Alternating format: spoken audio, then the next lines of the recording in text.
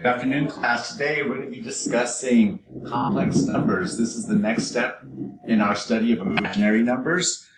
So complex numbers, here's the big idea. Consider the numbers 5 plus 2i. Consider that expression. Because 5 is a real number and 2i is a pure imaginary number, they are not like terms that cannot be combined together. This type of expression is called a complex number. So here we have standard form of a complex number. You have some real number that we call a, and then it's either going to be added or subtracted depending on the sign with an imaginary something times I. It could be a positive something times I or a negative number times I. It's always a number combined with a certain amount of I guess, an imaginary part.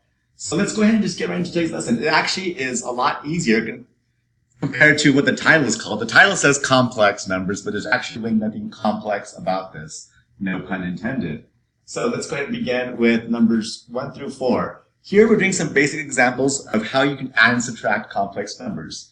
Number 1 through 4 say simplify the expressions below, and the final answers must be in a plus bi form. So everything should be in this kind of form with a whole number, a real number, and then an imaginary number part attached.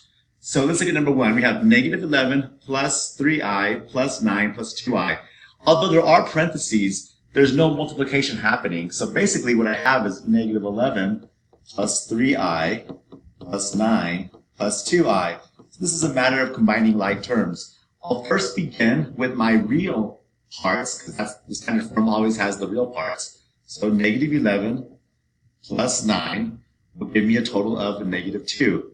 Now I'll combine the imaginary parts. I have a positive 3i plus 2 more i's gives me a total of positive 5i. And I cannot go any further, so there's my answer. There's my simplified version. Number 2 behaves the same exact way. I won't go ahead and rewrite the whole the expression. I'll go ahead and just begin by combining all my like terms. So I have positive 4 plus positive 7 gives me a positive 11. Positive 1i minus 5i's or plus negative 5i's and ends up with minus 4i for my total. And there's number 2. Number 3 behaves the same exact way. I have positive 7 minus 2, which gives me positive 5. Then I have negative 2i's minus positive 6i's. Negative 2 minus 6 more gives me minus 8i's. Number 4. Here I have a trinomial, but it still behaves the same exact way. I'll begin with my real parts, which would be a negative 14 plus 5. Negative 14 plus 5 is negative 9. Now I'll combine all my imaginary parts. I have 6 minus a negative I. So it really becomes plus 1.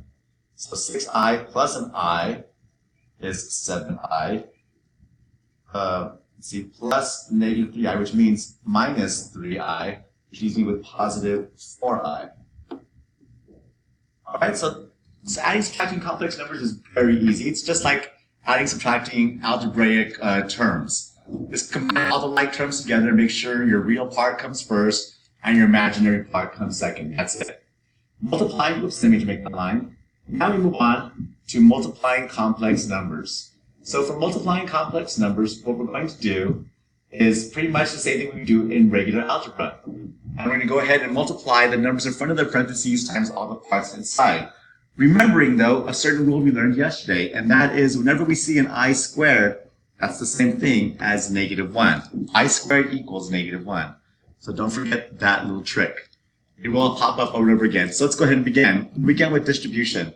2i times 18 gives me 16i. And I have 2i times negative 3i gives me negative 6i squared, because I have the I times the I. Well, 16i in the front will stay just like that, minus 6, and then instead of saying I squared, I'm going to say negative 1 times negative 1, because 6 times I squared is the same thing as 6 times negative 1.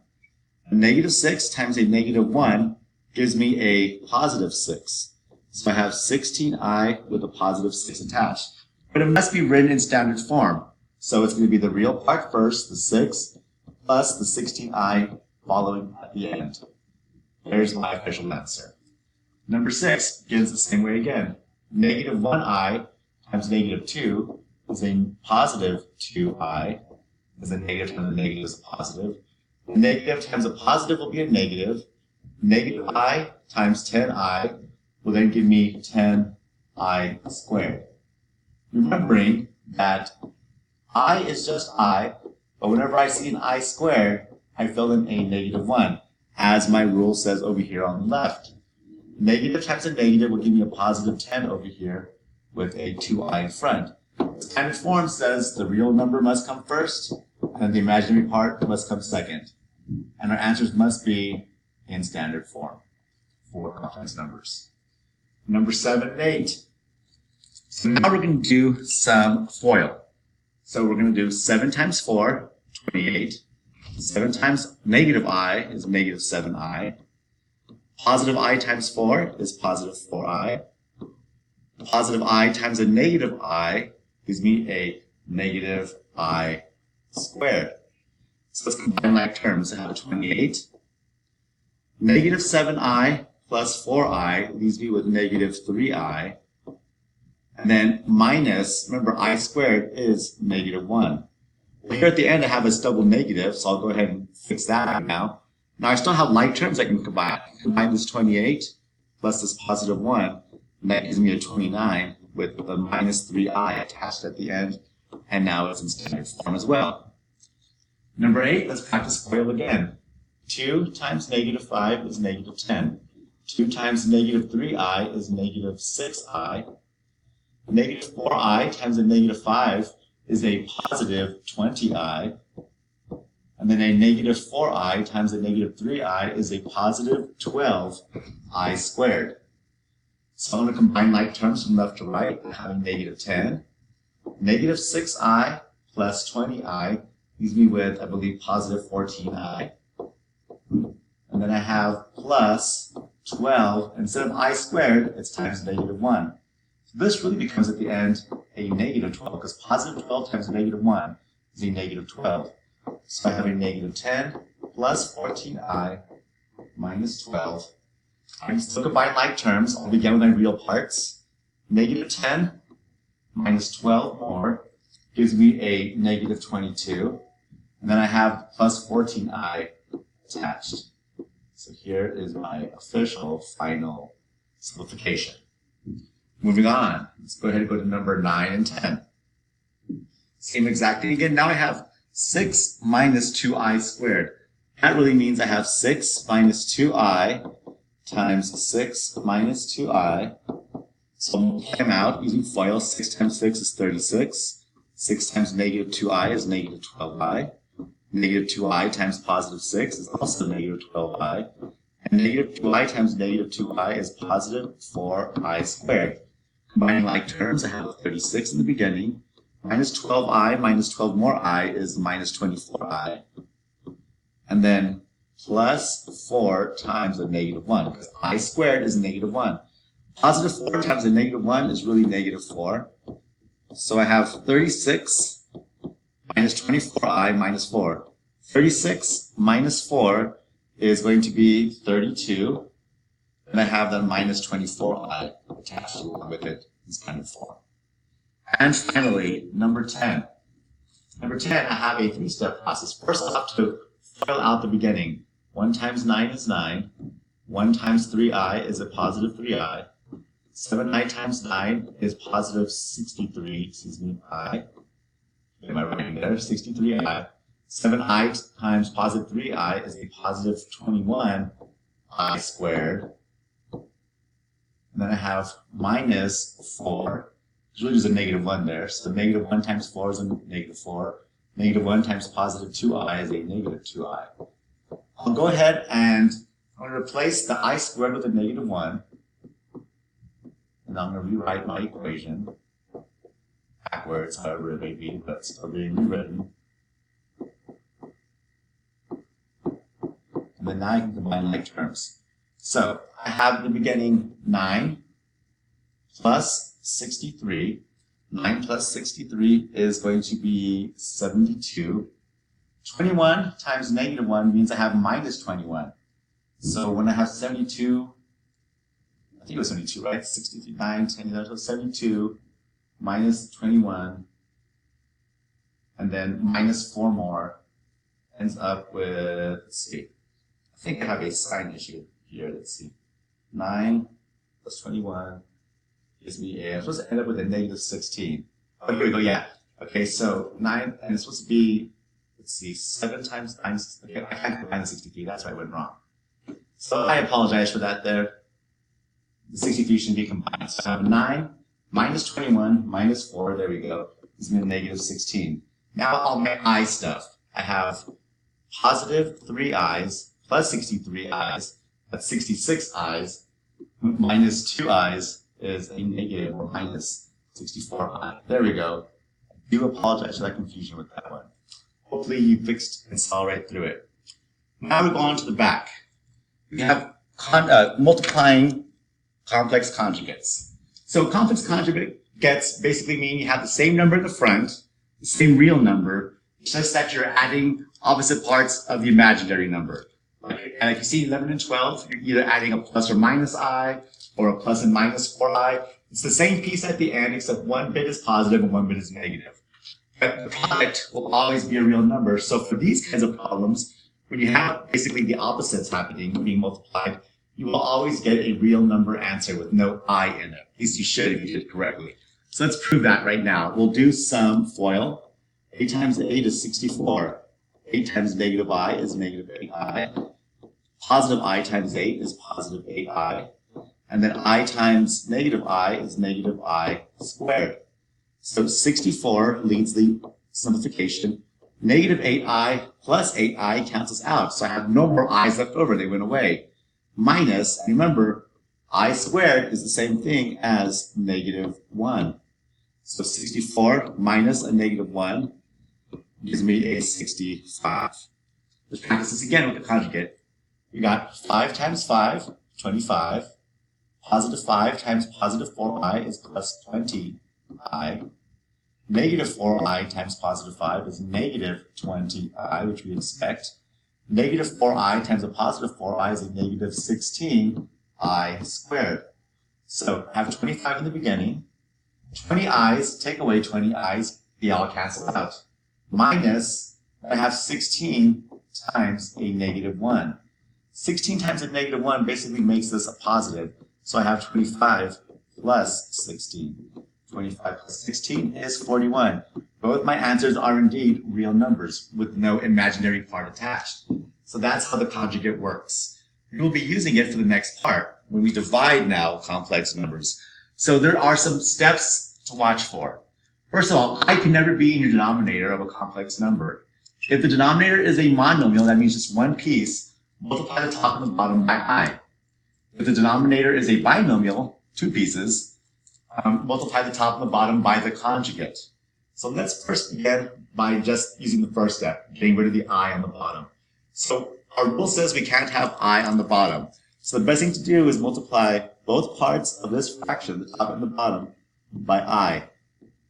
Multiply straight across the top, so I would have 10i on the numerator, straight across the bottom, which is 2i squared. Remember though, I squared is always equal to negative 1. So I have 10i on top with 2 times negative 1 on the bottom.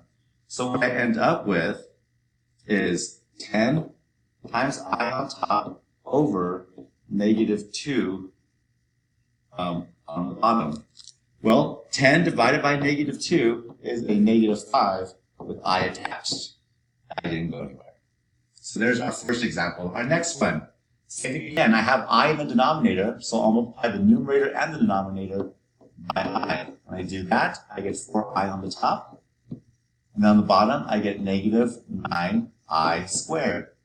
Remember that a I squared means a negative 1, so I have negative 9 times negative 1. So what I end up with is 4i over negative times a negative is positive, so I have a positive 9. This cannot be simplified anymore, so I'll leave it as 4i over 9. Going on to number 15 and 16. Oops, I didn't mean to zoom out so much. There we go. Number 15. Same thing again, I cannot have an I on the bottom. So I'll multiply the top and the bottom by I. When I do that now, I will go ahead and put that in parentheses just to work it all out. So I times 28 is 28i. I times negative 8i is negative 8i squared on the top. On the bottom, I have 4i times I, which is 4i squared. Whenever I see an I squared, I'm going to replace it with a negative 1. So if I rewrite the whole entire fraction, I have 28 times I minus 8 times negative 1 over 4 times negative 1. I squared equals negative 1. Doing this math, that makes this a positive on top. So 28 plus 8, or if I really write it in a proper standard form, I'm going to have the whole number, the real part 8, with 28i on top, over 4 times negative 1 is negative 4. Now the negative 4 will go into the 28 and the 8. So I can divide. 8 divided by negative 4 is a negative 2. Positive 28 divided by negative 4 is a negative 7, and the I is just attached to the right. So there's number 15. Number 16, we now have the same thing again. I'll multiply both the top and the bottom, by I. When I do that, I get on the top negative 8i minus 2i squared over 6i squared on the bottom. All the I squares turn to negative 1, so I have negative 8i minus 2 times a negative 1 over 6 times a negative 1, which will finally give me a 2 minus 8i, because this becomes a positive 2, and then the 8i will go in the back. Actually, it becomes it's positive 2 with minus 8i because it was a negative. And I have a negative 6 on the bottom. Everything could be divided by 2. A 2 goes into 2, a 2 goes into 8, and a 2 goes into the 6. I put everything in half, basically. End up with 1 minus 4i over negative 3. All right, looks like I'm running out of time, so let me go ahead and get to at least 17 and 19. So for 17 and 19, we're going to have to use what's called the conjugate. Here we have a binomial on the bottom, 5 minus I. In order to clear up that I from the bottom, we multiply times the conjugate, which is 5 plus I on the top and on the bottom. When I do that, negative 2 times 5 is negative 10. Negative 2 times positive I is negative 2I. On the bottom, I have 5 plus I and 5 minus I. That is going to give me 5 times 5 is 25. Then we get plus 5i minus 5i minus I squared. These cancel out on the bottom, so let me rewrite now what I have on top. I have a negative 10 minus 2i. On the bottom, I have a 25. And then I have minus I squared, which is minus the negative 1. So basically, I have a 26 on the bottom. So my whole answer ends up being, well, if I simplify it, it's negative 10 minus 2i over 26. Everything is even, so I can put everything in half by dividing by 2. End up with negative 5 minus I over 13. Let's try this again. Number 19. Number 19, the denominator is 2 plus I, so the conjugate is going to be 2 minus I. Multiply the top, I get 14. So times 2 is 14, 7 times negative 1 is negative 7i, so you have negative I. 3i times 2 is positive 6i. 3i times negative I is negative 3i squared. On the bottom, I have 4 plus 2i minus 2i, that's ugly, plus 2i minus 2i, and then I have minus I squared. These cancel out. So on the top, I have, minus 7i plus 6i is a negative I. Negative 3 times this negative 1 becomes a positive 3. Positive 3 plus 14 is a 17. On the bottom, I have 24 minus I squared, which is a negative 1. So 25, that can't be simplified, so there's your final answer. to number 18 and number 20 to show me that you know what's up. Best of luck.